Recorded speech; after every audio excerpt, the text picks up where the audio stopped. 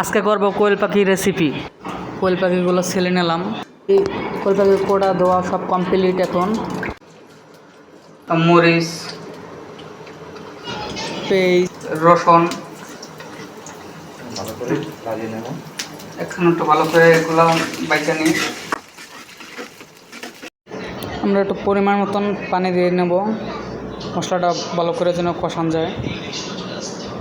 পানি দেওয়ার পরে আমরা এখন দেবো যে পরিমাণ মতন হলুদ, এরপরে আমরা পরিমাণ মতন মরিচ দিয়ে দেবো। অতটা বেশি দেবো না, ওই যার যার মতন সে দিয়ে দেবেন, যে যতটা খায়। আমরা আমাদের মতন দিয়ে নিছি, এর বেশি আমাদের লাগবে না।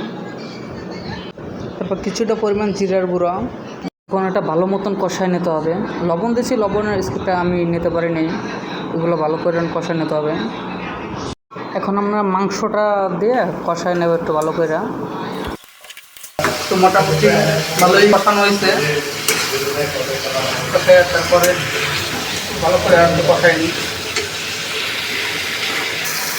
মোটামুটি কষানো শেষ। এখন একটু পরিমাণ মতন পানি দিয়ে রেখে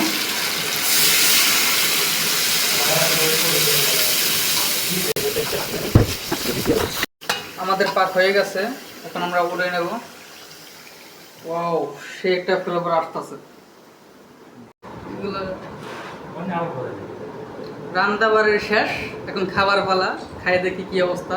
পোলাও তার কোয়েল পাখি,